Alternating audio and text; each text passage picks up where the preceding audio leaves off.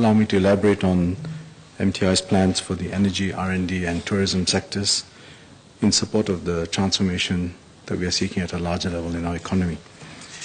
Let me start with energy, which is a critical resource for any economy. It's a key factor of production. Our aim is to strike a balance between energy security, economic competitiveness, and environment sustainability. And to that end, we seek to diversify our energy sources, promote a competitive industry, and build capabilities so that we can ensure a reliable and competitively priced energy supply for Singaporean households and businesses. Mr. Vikram Nair has quite rightly observed that Singapore will face greater competition from the region in securing our energy supplies. ASEAN countries are net importers of energy, and they accounted for about 20% of the growth in global energy demand in the past 5 years. So that's quite significant. That share is set to grow, with Southeast Asia's energy demand expected to expand by 80% over the next 25 years. Strong economic growth has fueled regional demand for energy, especially natural gas, which accounts for 80% of electricity generated in Singapore. So it is essential that we diversify our energy sources and options to strengthen our energy security. Our liquefied natural gas terminal, which will commence operations in the second quarter of this year, will broaden our access to fuel sources worldwide. And it will also catalyze opportunities in LNG-related businesses such as trading and bunkering. To ensure that our infrastructure can cater to future needs, we are also building a fourth LNG tank, and that will boost our terminal throughput capacity to 9 million tons per annum. And that should come on stream by sometime in 2015-2016. We are also studying possible frameworks for the future import of LNG, beyond the first tranche of 3 million tons per annum, which we have awarded to BG. EMA has concluded its first round of industry consultations last year and will conduct a second round this year to seek views on the proposed supply framework and implementation details. Mr. Gantiampu asked for the rationale behind the privatization of generation companies, or GenCos. Privatization has helped to increase competition among the 5 active today GenCos in Singapore. And the case Mr. Gan mentioned is the 6th, which is yet to start actually generating. Privatization and the competition that ensues drives innovation, production efficiency, and ultimately maintains competitive pressure on energy prices to the benefit of consumers. This is not a theoretical construct. We have seen evidence of it in Singapore in practice. As a result of privatization and competition, our GenCos have progressively switched from oil-fired plants to more efficient natural gas-fired plants. Had we continued to rely on less efficient generation technology, our electricity tariffs today would be at least 15% higher. So there's a tangible benefit for all Singaporeans arising from this. In fact, the GenCos are continuing their investment in energy-efficient technologies. Over the next 2 years, more than 2,000 megawatts of new generation capacity will be added to our market. That is about 20% of the current installed capacity. And this increased capacity will come from combined cycle gas turbines, which will further enhance competition and, importantly, the efficiency gains in our electricity market. We are also progressively increasing competition in the electricity retail market to further help consumers manage their energy costs. In particular, I would like to inform Mr. Lim and indeed all members of the House that we will be lowering the contestability threshold in phases for commercial and industrial consumers, from the current monthly consumption of 10 megawatt hours to 8 megawatt hours on 1st April 2014, and then to 4 megawatt hours on 1st October 2014. In addition, consumers will be allowed to aggregate their electricity demand at different locations in Singapore in order to meet the prevailing consumption threshold. What does this mean in practical terms? When these measures are implemented in full, it will allow about 70,000 accounts to benefit from increased retail competition in the sale of electricity, up from the current 13,000 accounts. Let me put it another way. Our town councils will be a key beneficiary. All town councils will be able to negotiate for electricity retail packages at competitive market prices for their accounts. SMEs across all sectors will also benefit. For example, in the wholesale and retail trade sector, the number of companies eligible for contestability will nearly triple from the current 1,600 to around 4,200. These include SMEs like Home Fix DIY Private Limited, who will be able to aggregate demand across their 23 stores island-wide, as well as single location companies like Habitat Coffee, who would benefit from the lowering of the contestability threshold to 4 megawatt hours. We are moving in stages to ensure that the back-end systems can scale up to effectively support the implementation process, because we're talking about order of magnitude increases in the accounts that will have to be supported through these enhanced retail contestability measures. Beyond these initial two phases, we are looking at how we can further expand and indeed cover the entire retail electricity market and open it up to competition, point that Ms. Sylvia Lim has raised. Now, there have been several studies being done, and part of the reason is because the question is how much technology should be involved, whether we should involve, when you talk about the intelligent energy system, the involvement of smart meters, back-end payment systems, because some countries have proceeded with very technology-intensive solutions. Others have taken a more rudimentary approach, just aggregation of accounts, and then they allow that to be contested. So we want to be sure that first, that when we embark on this, we are able to do this in a systematic way and extend it to all households, because we are 1.2 million households. Second, that when we do so, we also have a clear idea of the capacity in the system at the back end. So we're working on it. We should be able to share more in due course in terms of timelines. But the reason why the studies are so involved is precisely because of both the technical and the scale of the technical nature and the scale of the market.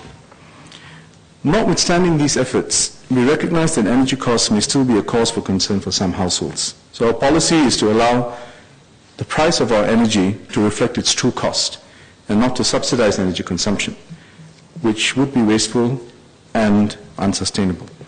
Instead, we provide targeted assistance. Members are well aware of this, especially for low and middle income households, through the permanent utility save rebates, which were announced in last year's budget. This year's budget has doubled the U-Save rebates across all categories of HDB households via an additional one-off GST voucher U-Save special payment. To illustrate the impact, what it means is that the total U-Save rebates of $520 for a one-room HDB household will on average cover 15 months worth of electricity bill.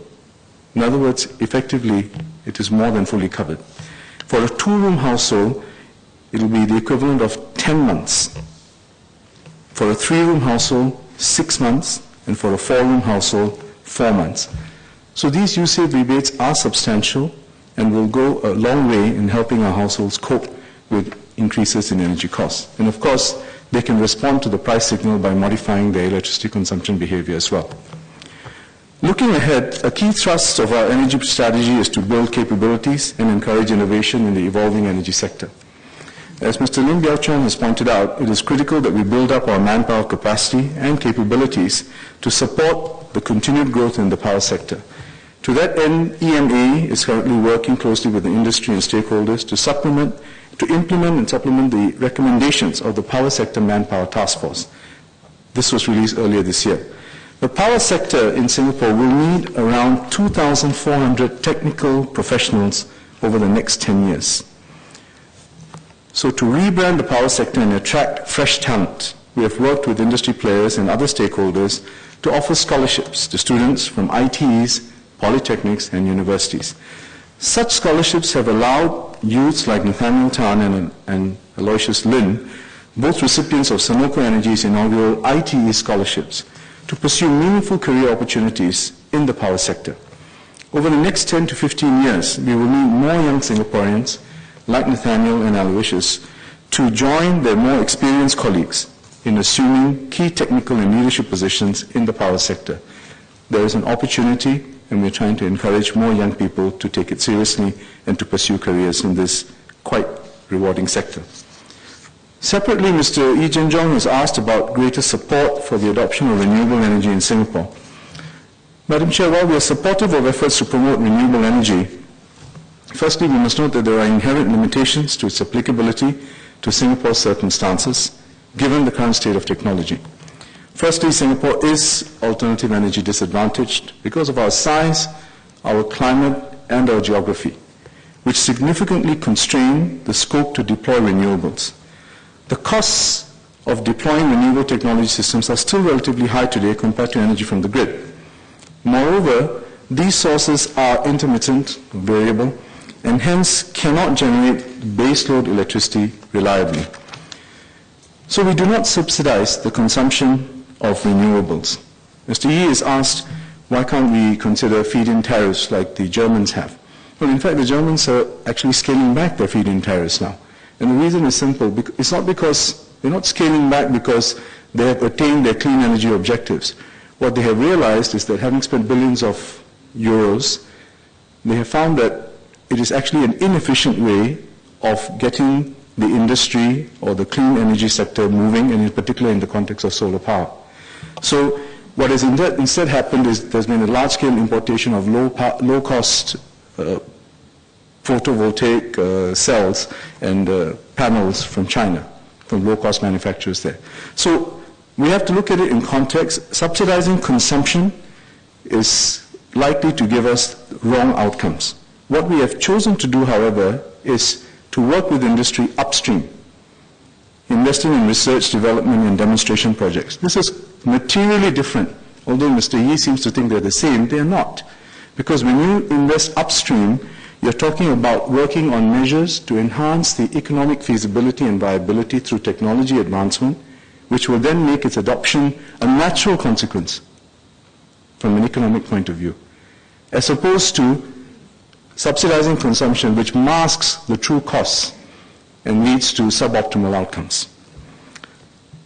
So we are investing in R&D and building capabilities to facilitate the entry of renewables. So for example, the Energy Innovation Program Office supports solar energy research through the Solar Energy Research Institute of Singapore and the Energy Research Institute at NTU. In addition, Solar Capability Scheme motivates the private sector to offset part of the capital costs involved in installing solar technologies in energy-efficient buildings. The Clean Energy Research and Test Bedding Program provides opportunities for government agencies to partner private companies to develop and test bed clean energy applications using government facilities in Singapore. Mr. Yee and others have asked about examples. There are several examples of companies, local companies, also moving in this direction. One example is Zico Systems, which is involved in a project on solar-powered parking charge stations and electric vehicle infrastructure. And this is an important part of developing a new idea and seeing how we can support the evolution of clean energy applications. Another example is Daily Life Renewable Energy, which works with EMA on the Pulau Ubin microgrid, which we have also worked on as a test bed for how we can use. It's a test bed infrastructure really on renewable energies in the context of a small microgrid infrastructure. These efforts in renewable energy underscore the importance of R&D as an important enabler in our economic transformation. R&D has benefited our companies, particularly SMEs, by building up their innovative capabilities. I think it's a point that many members have referred to directly and indirectly. R&D helps our SMEs transform, move up the value chain, and most importantly, seize higher value growth opportunities.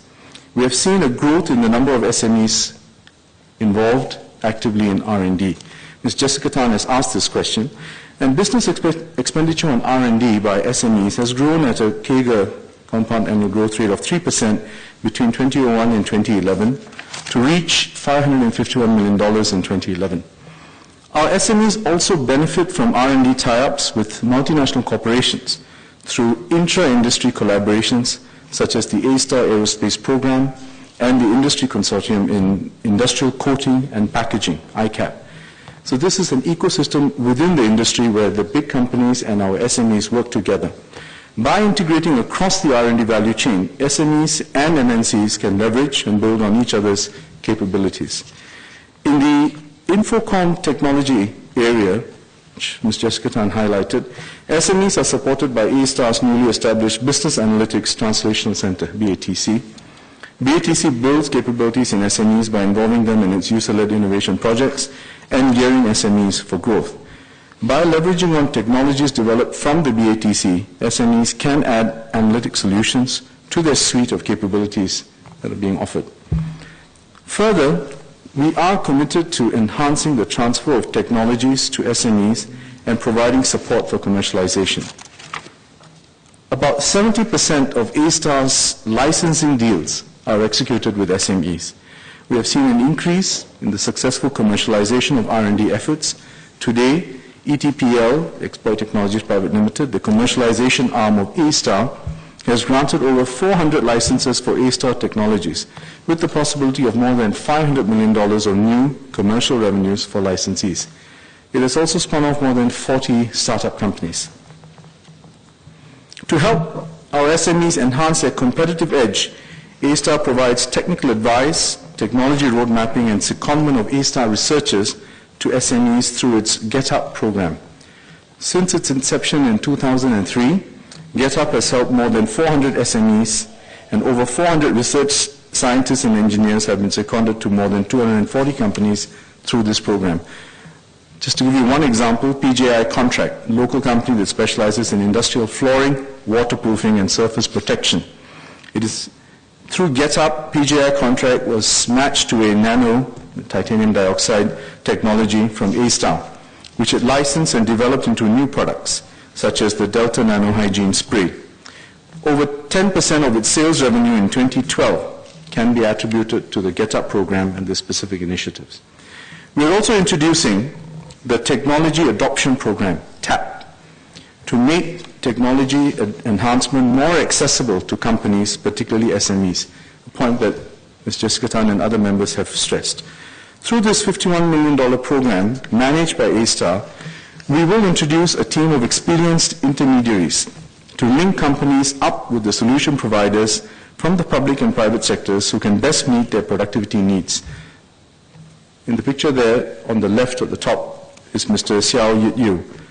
He's 57 years old, and he is an example of the kind of intermediaries we are talking about.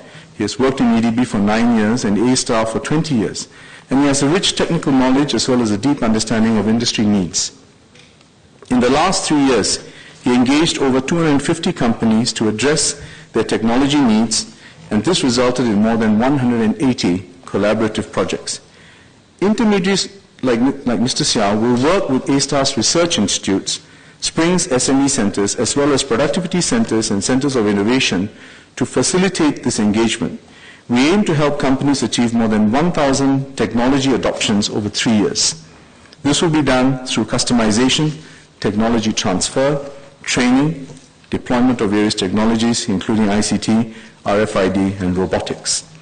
Where there are no suitable technology solutions for our companies, technology developers in A-Star and our tertiary institutions will aim to identify and translate at least 20 novel technologies to be employed in our companies, applied in our companies over the next 3 years.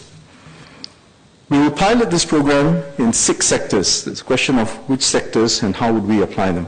And specifically, they are in construction, food manufacturing, precision engineering, marine, aerospace, and retail. These have good potential to harness technology to enhance productivity. Companies in these sectors can use productivity and innovation credit, the PIC scheme, to offset their costs of adopting the technologies. In FY 2011, over 500 SMEs claimed PIC for R&D that they had undertaken, up from about 430 in FY 2010. And the total PIC expenditure by SMEs in 2011 was about $183 million. So there is momentum. Of course, we can do more, and that's why we are embarking on this TAP effort. So I want to assure Ms. Jessica Tan and all members of our resolve to continue supporting our SMEs through their business transformation and R&D journey. R&D also catalyzes new growth areas. For example, Singapore is seeing more personal care companies, such as Procter & Gamble, L'Oreal, and Amore Pacific, collaborating with A-Star to conduct R&D in Singapore. With their focus on customized solutions for Asian consumers, they also help to strengthen Singapore's positioning in the regional personal care industry. Recently, I also announced our efforts in developing our satellite industry through the Office for Space Technology and Industry, Austin. In this regard, this year's budget, as DPM Thamman has announced, has established a $90 million satellite industry development fund. Part of this fund will support public-private partnerships in R&D to build up our satellite capabilities. For example, NUS and NTU have established their own space-related R&D programs, which have attracted industry collaborations that could be the nucleus of a new knowledge-intensive industry in our economy. And as more companies anchor their R&D facilities here, they also create high-value jobs for Singaporeans. For example, in the energy and maritime sectors, Lloyd's Register announced the establishment of a group technology center in Singapore with an investment of $35 million. The center is expected to employ 150 full-time staff performing technical research within 5 years. Our total, in terms of gross expenditure on R&D, GERD, in 2011, it reached a high of $7.4 billion, or 2.3% of GDP. And importantly, and I think this goes to the point that Ms. Jessica Tan raised, the business component of it was two-thirds. Two-thirds of this spend was from the business community. So I think it demonstrates that we are able to catalyze and elicit a commensurate and appropriate response from the business community for this R&D initiative. Our total R&D manpower, including researchers, postgraduate students, technicians, and support staff, grew by 4% from 43,000 in 2010 to nearly 45,000 in 2011. A-STAR will support such growth by continuing its strategy of developing local research talent, for example, through its A-STAR Science Award for the Polytechnics.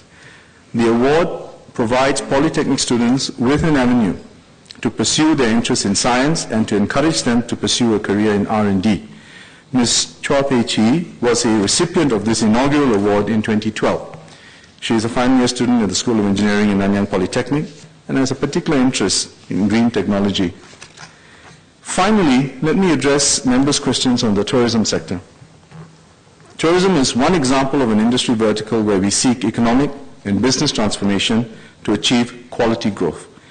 Last year, we saw the introduction of several new products such as the Giant Panda Forest, Marine Life Park, and best-in-class cruise ships calling at the new Marina Bay Cruise Center. These have strengthened our value proposition as a vibrant and attractive tourist destination. 14.4 million tourists visited us in 2012, accounting for a record level of tourism receipts of $23 billion. Over a 5-year period since 2008, tourism receipts have grown at a compounded annual rate of 10.4% and visitor arrivals at 9.2%. SCB forecasts 2013 tourism receipts to be in the range of $23.5 to $24.5 billion, an increase of about 2.2 to 6.5% from 2012, depending on which point of the range you look at, and visitor arrivals of about 14.8 to 15.5 million, an increase of 2.8 to 7.6%. Looking ahead, our visitor arrivals cannot continue to grow indefinitely and sustainably at the rates we have seen in recent years. Dr. Lim Wee Kiak has pointed out that regional competition for the tourism pie is intensifying. Domestically, our land and manpower constraints mean we need to find new ways to do more with less. The next phase of tourism growth will thus have to come from increasing the yield through visitor spend rather than just visitor numbers. And this transformation and change is timely because externally, the expected rise in Asian tourism over the coming years presents a window of opportunity for us to attract discerning travelers who seek out differentiated and value-added experiences.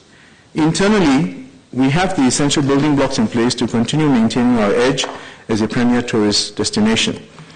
Taking our workforce as an example, Mr. Seah Kiam would be pleased to know that the Singapore Tourism Board, Sentosa Development Corporation, and WDA have been working jointly to raise the capabilities of Singaporeans so that they can take on the higher value jobs generated by our tourism development over the years. Through initiatives such as Sentosa's Train and Raise STAR program, Singaporeans like 29-year-old Nur Zabida binti Buang have been able to pick up new skills like budgeting and human resource management and rise through the ranks to assume greater responsibilities that realize their potential. Our local companies are also well poised to benefit from this transformation. Lighting company S Private Limited is a case in point.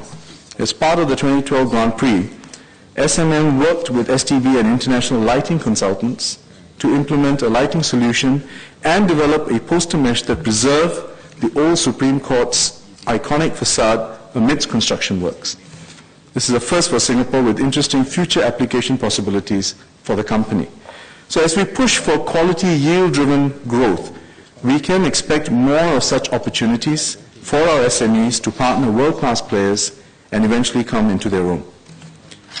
What we need now, Madam, in the tourism sector is strong content, especially in business and leisure events. Such software is hard to replicate and will help differentiate Singapore from our competitors, who might be catching up in terms of hardware, infrastructure, and even volume. Strong content also helps to maximize the value we can derive from our current infrastructure. In that regard, we will strengthen our software through new large-scale lifestyle events. We will continue to work closely with the industry to facilitate content curation and delivery. Take Singapore's growing visual art landscape as an example. Today, the privately organized Art Stage Singapore is one of Singapore's highest profile contemporary art fairs. To augment the impact of this event, STB worked closely with industry to catalyze and co-locate other visual arts events around Art Stage. The inaugural Art Week in January 2013 recorded high footfall, strong sales, and good international media coverage. The success of Art Week demonstrates the potential of building a spectrum of lifestyle offerings around a marquee event. STB will continue to complement industry's efforts to introduce other large-scale innovations. STB is also committed to fostering innovation and test bedding of new ideas, which might be smaller in scale. So to this end, STB will establish a new Kickstart Fund with an initial funding of $5 million to support startup-type lifestyle concepts with strong tourism potential and scalability. This includes pop-up entertainment, dining, retail, or arts events, as some examples. The scheme will also provide entrepreneurs access to business advice from experienced mentors from the industry. Over time, this scheme can help catalyze the development of compelling lifestyle concepts here, and they can add to the software that will enhance our cityscape. STB will announce the details and call for applications soon. Even as we seek out and anchor high-value tourism products here, we will also help companies and workers move up the value chain and benefit from such growth opportunities. One example is our 2,000-strong tourist guiding industry. Today, the industry comprises mostly Singaporean guides from a diversity of backgrounds and with a variety of interests. Many, like Ms. Tay Lee Yong and Mr. Sung Sun Huat, provide general guiding services in Singapore's vernacular languages. Other guides offer more niche services.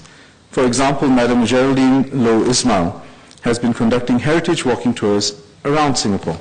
And Geraldine offers tourists a mix of historical tidbits infused with her own personal memories. I think that's the kind of tour guides that Ms. Faisal was talking about.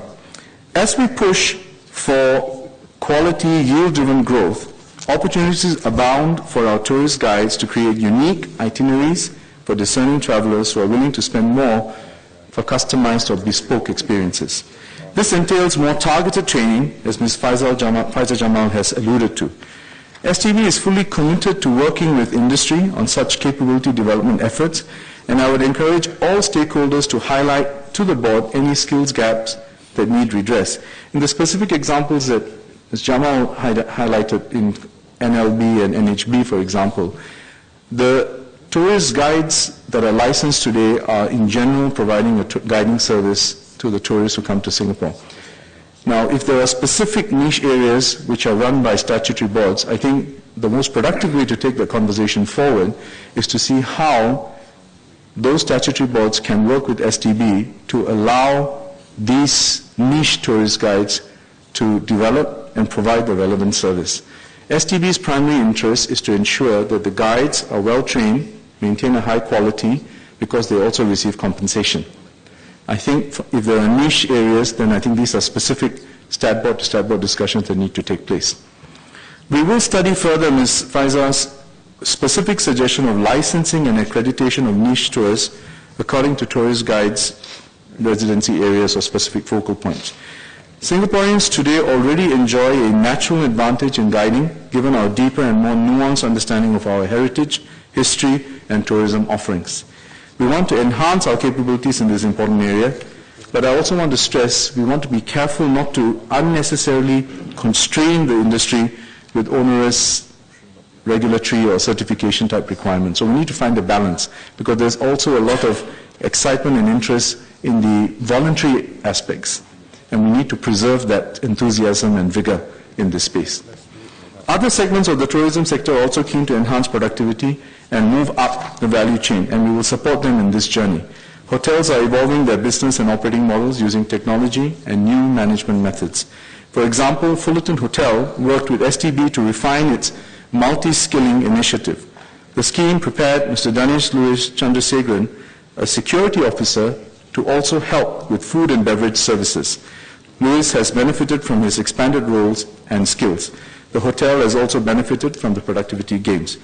Beyond the hotel industry, travel agents are also raising their game. The National Association of Travel Agents Singapore has been working with WDA on an accreditation framework for the travel agent sector, and this framework enhances the professional standards of travel management practices. And I look forward to NATAS launching this framework later this week. Madam Chair, if I can conclude, I have highlighted the Ministry of Trade and Industry's efforts in 3 areas: ensuring secure and competitively priced energy, leveraging on R&D to promote innovation and productivity, especially among our SMEs, and seeking higher yields in the tourism sector through differentiated products and experiences.